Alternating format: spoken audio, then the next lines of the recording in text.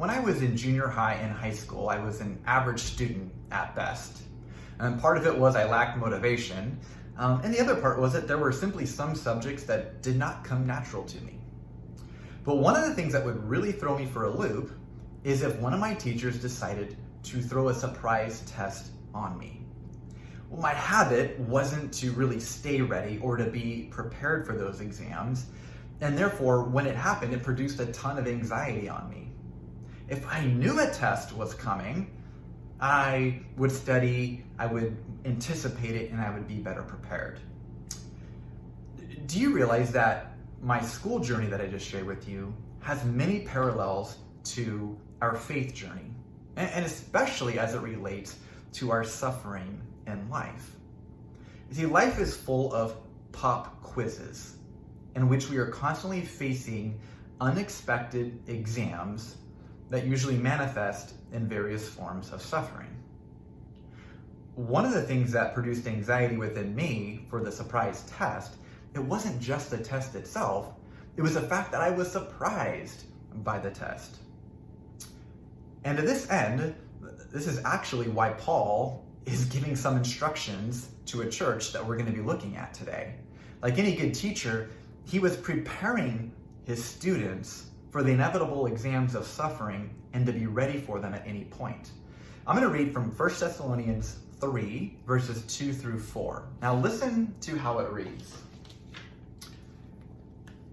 We sent Timothy, who is our brother and co-worker in God's service in spreading the gospel of Christ, to strengthen and encourage you in your faith. Listen to these words, verse 3. So that no one would be unsettled by these trials. For you know quite well that we are destined for them. In fact, when we were with you, we kept telling you that we would be persecuted. And so Paul was telling them, I don't want you to be unsettled by these trials. I don't want you to be caught off guard.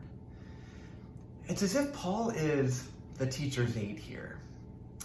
It's not as if he is giving us the answer key, as if there's some magic formula in our suffering.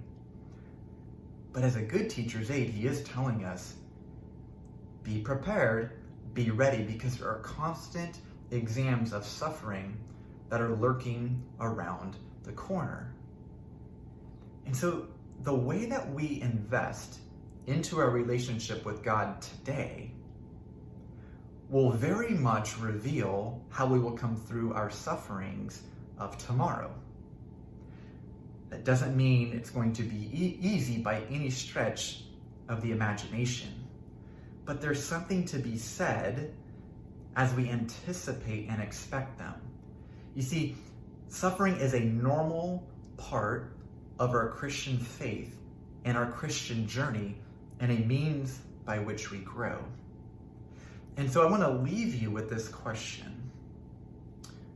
Do you look at the sufferings in your life as something that is a surprise or as something that you anticipate?